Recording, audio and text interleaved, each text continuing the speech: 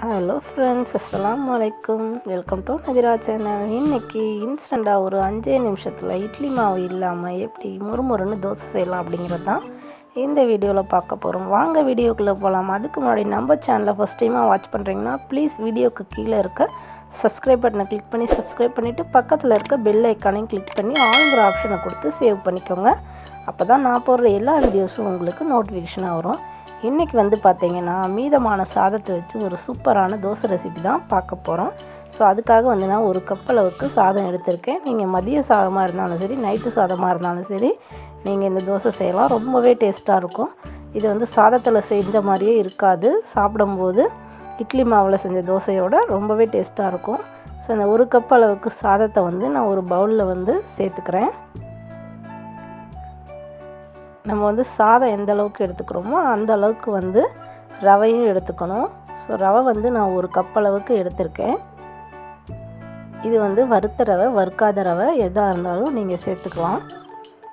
அதோட ஒரு அரை கப் அளவுக்கு தயிர் எடுத்திருக்கேன். தயிர் ரொம்ப புளிக்காமல் நார்மலாக இருக்கணும். தயிர் எதுக்காக சேர்க்குறோம் அப்படின்னா, நம்ம இட்லி தோசை எது செஞ்சாலுமே புளிக்க வச்சு சாப்பிடும்போது தான் அது டேஸ்ட்டாக இருக்கும் இல்லையா. ஸோ இது நம்ம இன்ஸ்டண்ட்டாக செய்கிறதுனால அந்த புளிப்பு சுவை நமக்கு வேணும். ஸோ அதுக்காக இதில் கொஞ்சமாக தயிர் சேர்த்துக்கலாம்.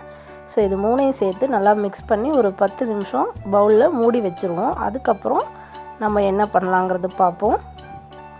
ஸோ ஒரு 10 நிமிஷம் இது அப்படியே ஊறட்டும். ஸோ ரவை நல்லா ஊறி வந்ததுக்கப்புறம் நல்லா சாஃப்டாக இருக்கும். ஸோ அதுக்காக தான் ஒரு 10 நிமிஷம் ஆயிடுச்சு. இப்போ இதை ஒரு மிக்ஸி ஜாரில் மாற்றி நான் அரைச்சி எடுத்துக்க போகிறேன். ஸோ மிக்ஸி ஜாரில் மாற்றிட்டேன். இதை அரைச்சி எடுத்துக்கிறேன். ஸோ இப்போ பார்த்திங்கன்னா இதை அரைச்சி எடுத்தாச்சு. நல்லா சாஃப்டாக நம்ம தோசை மாவு பதத்துக்கு அரைச்சி எடுத்துக்கலாம். தண்ணி வேணும் அப்படின்னாலும் நீங்கள் லைட்டாக சேர்த்துக்கோங்க, ரொம்ப தண்ணி சேர்க்காதீங்க. ஸோ இந்த மாதிரி நம்ம பவுலில் மாற்றும் போது ஒரு தோசை மாவு பதத்துக்கு இருக்கணும். ஸோ அந்தளவுக்கு அரைச்சி எடுத்துக்கோங்க. ரொம்ப தண்ணி சேர்க்காமல் கரெக்டான பதத்தில் அரைச்சி எடுத்துக்கலாம். ஸோ நான் இப்போ மிக்ஸ் பண்ணி காட்டுறேன் பாருங்கள். ஸோ இந்த ஸ்டேஜில் இருக்கணும். அப்போ தான் தோசை ஊற்றும் போது நல்லா வரும். ஸோ நம்ம சாதத்தில் செய்கிறதுனால நம்ம இன்ஸ்டண்ட்டாக செஞ்சு சூடாக சாப்பிடும்போது ரொம்ப டேஸ்ட்டாக இருக்கும். இது சாப்பாட்டில் செஞ்சது அப்படின்னு சொன்னால் யாருக்கும் தெரியாது. அதுக்கப்புறம் இதுக்கு தேவையான அளவு நம்ம உப்பு சேர்த்துக்கலாம். சேர்த்துட்டு நீங்கள் உடனடியாக இதை தோசை செஞ்சிடலாம். இதை புளிக்க வைக்கணும் அப்படிங்கிற அவசியம்லாம் இல்லை.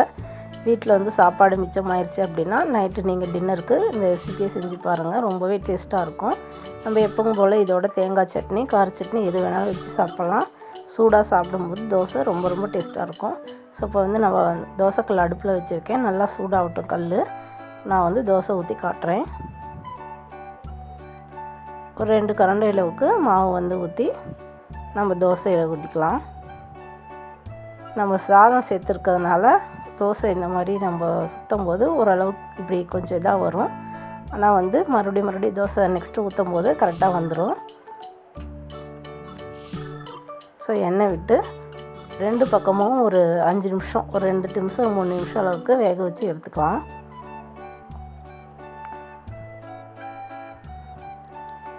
அடுப்பை கொஞ்சம் லோ ஃப்ளேமில் வச்சு நல்லா கொஞ்சம் செவந்து வர வரைக்கும் விட்டு அதுக்கப்புறம் எடுங்க. அப்போ தான் நல்ல தோசை முறுமுறுன்னு இருக்கும், சாப்பிடவும் டேஸ்ட்டாக இருக்கும்.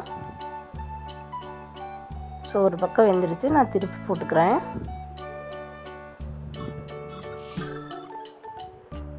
ஸோ சூப்பராக பார்த்திங்கன்னா 2 பக்கமே வெந்துருச்சு. ஸோ நம்ம தோசை சூப்பராக ரெடி ஆயிடுச்சு. ஸோ இது நம்ம இட்லி மாவில் செஞ்ச போலவே இருக்கும். கண்டிப்பாக நம்ம சாப்பிடும்போது மற்றவங்களுக்கு தெரியவே தெரியாது இது சாதத்தில் செஞ்சது அப்படின்னு. வீட்டில் கண்டிப்பாக சாப்பாடு மீதி ஆயிடுச்சுன்னா நீங்கள் ட்ரை பண்ணி பாருங்கள். ரொம்பவே டேஸ்ட்டாக இருக்கும், ரொம்ப டிஃப்ரெண்ட்டாகவும் இருக்கும் சாப்பிட. ஸோ நெக்ஸ்ட்டு தோசை ஊற்றி காட்டுறேன். ஸோ அதே போல் 2 கரண்டி மாவு ஊற்றி நான் ஊற்றி எடுத்துக்கிறேன்.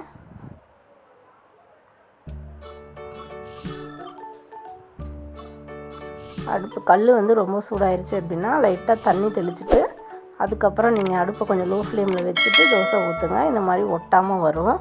ஸோ கல் ரொம்ப சூடாயிருச்சு அப்படின்னா நம்ம தோசை மாவு இது சுற்றும் போது நமக்கு சரியாக வராது. ஸோ இந்த தோசையும் ரெடி ஆயிடுச்சு. ஸோ சூப்பரான நம்ம இன்ஸ்டன்ட் சாதத்தில் செஞ்ச தோசை ரெடி ஆயிடுச்சு. கண்டிப்பாக இந்த ரெசிபி உங்களுக்கு பிடிக்கும், ட்ரை பண்ணி பாருங்கள்.